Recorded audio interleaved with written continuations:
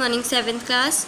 Last video में हमने seventh, eighth और नाइन्थ सम सॉल्व किया था एक्सरसाइज 9.1 का।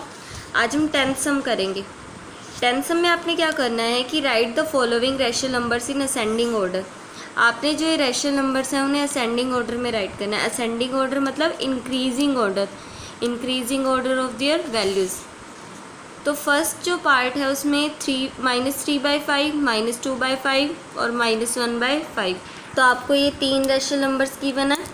तो देखो इन तीनों के डिनोमिनेटर बिल्कुल सेम है, 5, 5 और 5 सेम है ना तीनों के डिनोमिनेटर। जब भी आपको ऐसे रैशनल नंबर्स गिवन हो जिनमें डिनोमिनेटर सेम हो तो आप उनको जब कंपेयर करवाओगे on the basis of numerator compare करवाओगे।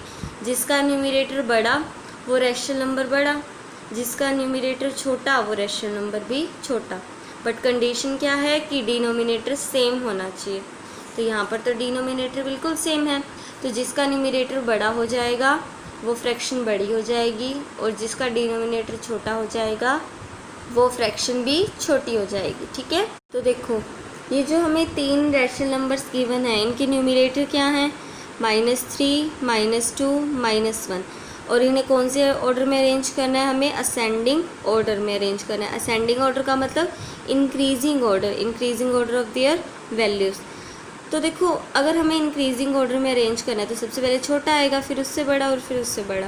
अब इन तीनों में से सबसे छोटा न्यूमरेटर कौन सा है, क्योंकि जिसका न्यूमरेटर छोटा हो जाएगा वो फ्रैक्शन भी छोटी हो जाएगी, जिसका न्यूमरेटर बड़ा हो जाएगा वो फ्रैक्शन भी बड़ी हो जाएगी। ठीक है, तो देखो अब इस -3, -2 और -1 में से छोटा कौन सा है। देखो जब भी आप नेगेटिव वैल्यूज़ को कंपेयर करवाते हो तो जिसका डिजिट बड़ा होता है ना तो वो नंबर नेगेटिव में छोटा हो जाता है और जिसका डिजिट छोटा होता है वो नेगेटिव में बड़ा हो जाता है। तो देखो ये -3 है ना, -3, -2, -1। एक बार हम माइनस को ना देखें तो 3 सबसे बड़ा है, लेकिन माइनस लग जाएगा तो 3 सबसे छोटा हो जाएगा। तो सबसे छोटे को पहले लिखना है ना, -3/5। ये सबसे छोटा है यानी ये लेस का साइन आएगा, अब इससे बड़ा आएगा ना। तो अब इन दोनों में से छोटा कौन सा है, इन दोनों में से छोटा 2 बड़ा है 1 और 2 में से, तो ये माइनस का साइन लगने से ही छोटा हो गया इससे। तो -2/5। नेक्स्ट रहता ही एक है -1/5, ये असेंडिंग ऑर्डर हो गया।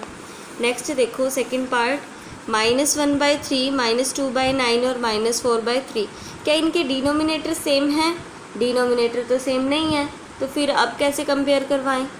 तो आप इनके डिनोमिनेटर को सेम कर लो फिर। तो देखो यहाँ 9 है ना, इसका भी डिनोमिनेटर 9 बन सकता है। अगर हम 3 से मल्टीप्लाई 3 को 3 से कर दे तो 9। यहाँ भी 3 है, इसे भी 3 से मल्टीप्लाई कर दे तो 9 बन जाएगा। डिनोमिनेटर हम सेम ही कर लेते हैं। -1/3 इसको किससे मल्टीप्लाई करें, 3 से, तो ऊपर भी हमें करनी पड़ेगी।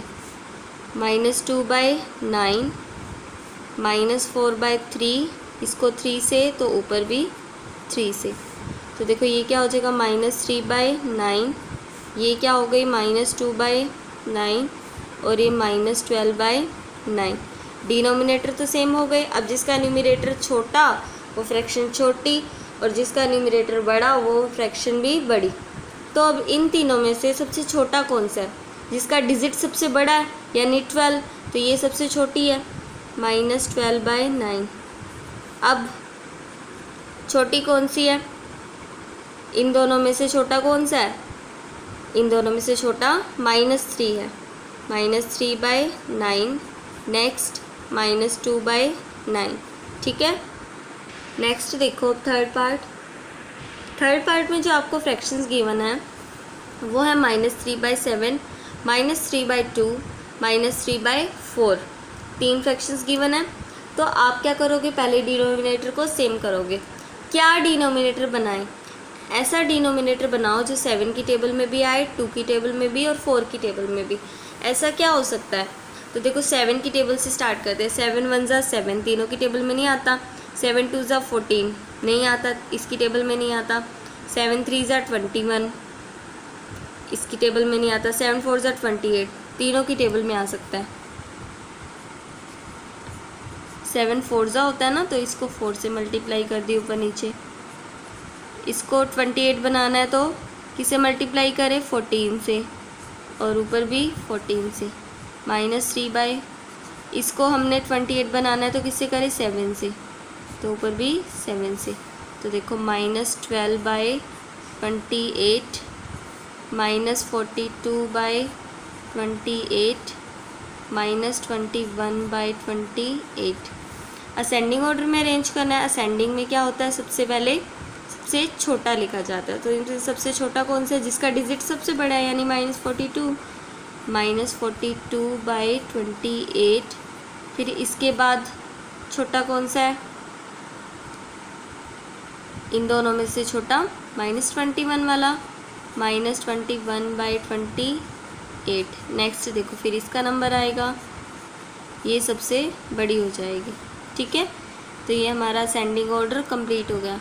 तो इस तरह से आपने पूरी एक्सरसाइज अपनी FNB में कंप्लीट कर लेनी है और अपनी PNB में भी सभी सम्स को सोल्व करके देखना है।